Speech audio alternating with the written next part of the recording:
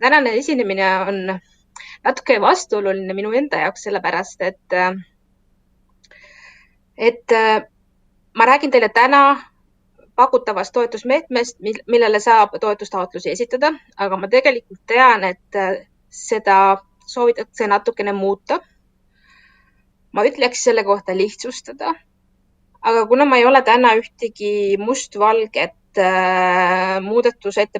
muudatust määruse draftina näiteks näinud, siis ma ei saa teile rääkida kõik nendest muudatustest, ehk siis, et ma räägin teile täna sellest võimalusest, aga ma räägin siis tänasest kehtivast.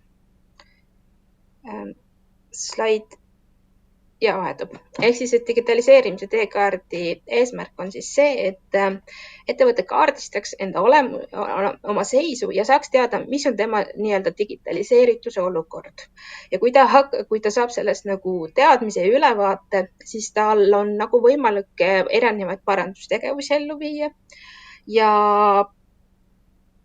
mille tulemusena lõpuks on lisandväärtuse kasv tema toodetele ja teenustele.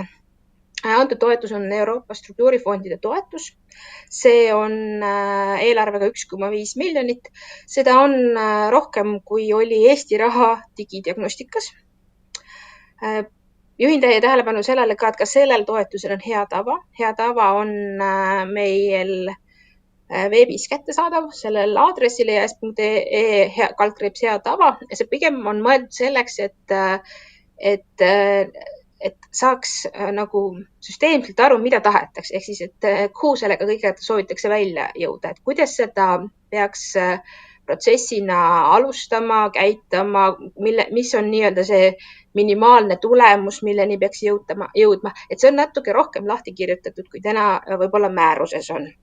Et hästi suur muudatus eelmise diagnostikaga on see, et sihtgrupp on ka muutunud ja sihtgrupp hästi laialt öeldes on ikkagi, ütleme, töötlev tööstus ja teenuste osutamine. Nüüd on määrus selliselt üles ehitatud, et on välja toodud välistatud põhitegevusvaldkonnad,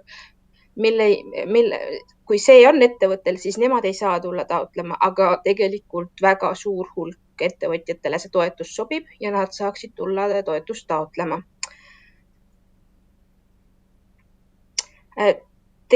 Järgnevatel slaididel, 3 slaidil, ma natukene räägin sellest digitaliseerimise teekaardist läbi nende mõistete, läbi nende terminite ja mis selles tehakse. Ehk siis, et selle lõpptulemus on sellise strateegiadokumendi koostamine, millega siis antakse hinnang kui nendele investeeringutele, kui neid parendustegevusi hakatakse likvideerima.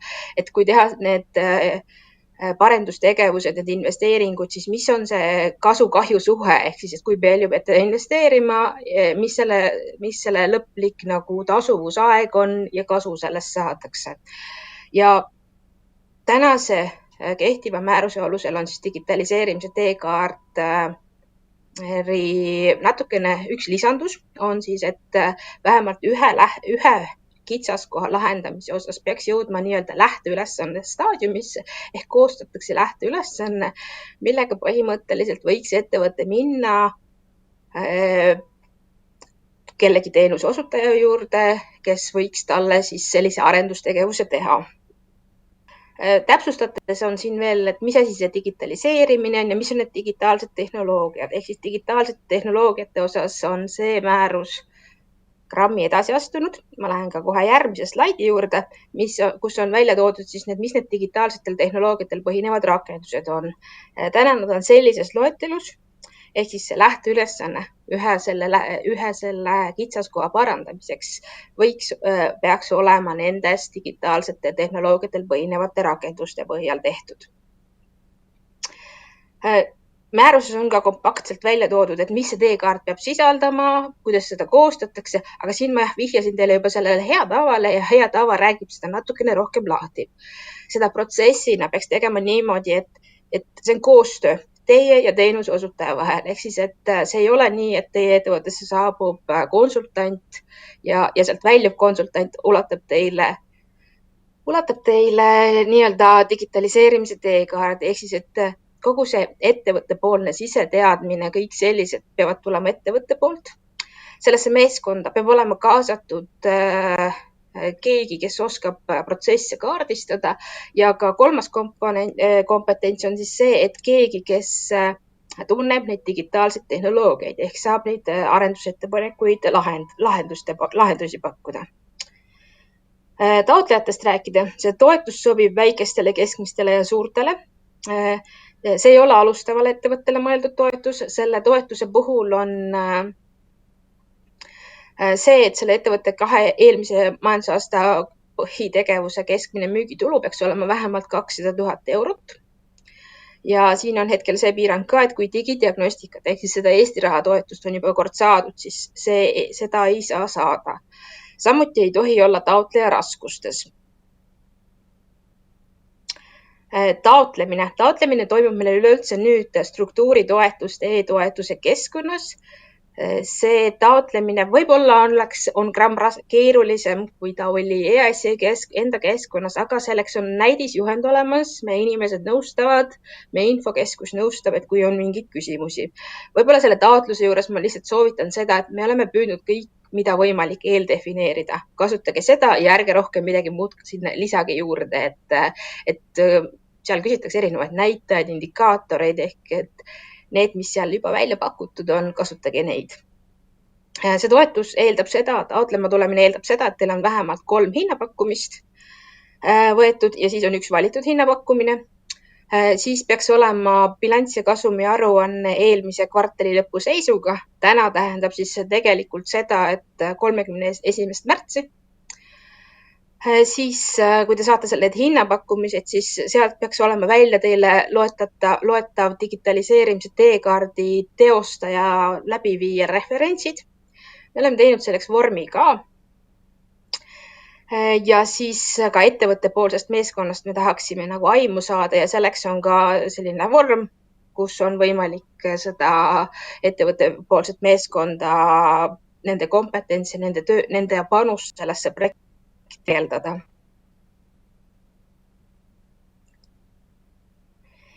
Toetus on kuni 15 000 eurot. Toetus saab 1 kord ja põhimõtteliselt abikõlblik kulu siis on, et ettevõtte välise konsultandi nõustamisteenuse kulud, sisseostetud teenus.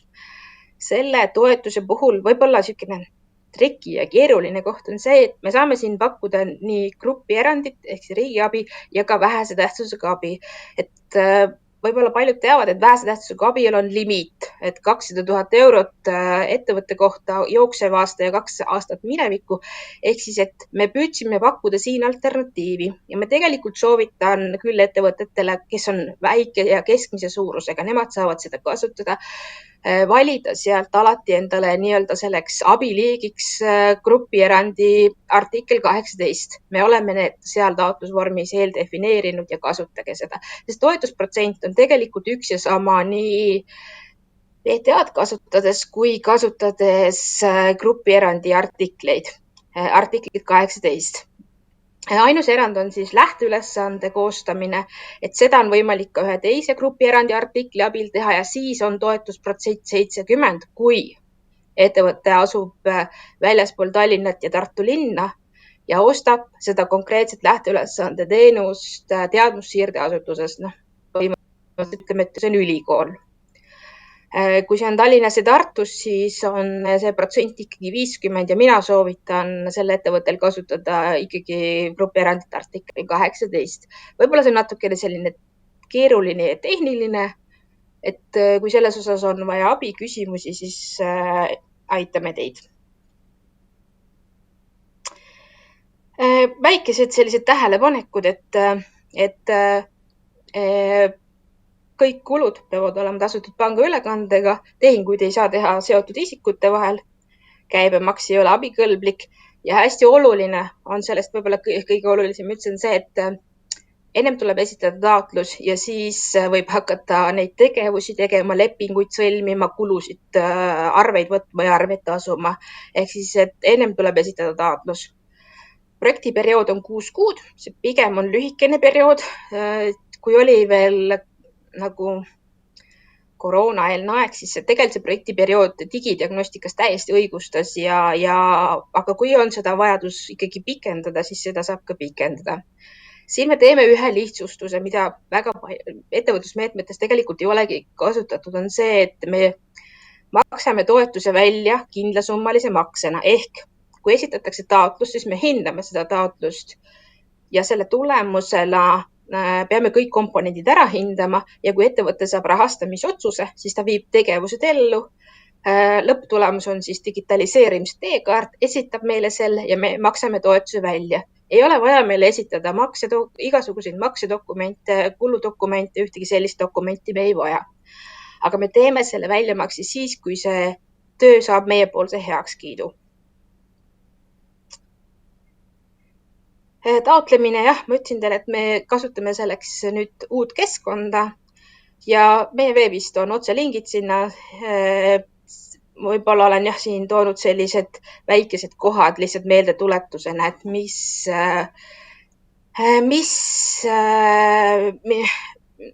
seal nagu nii-öelda need trikikohad on, aga me oleme need tõesti püüdnud eeldefineerida.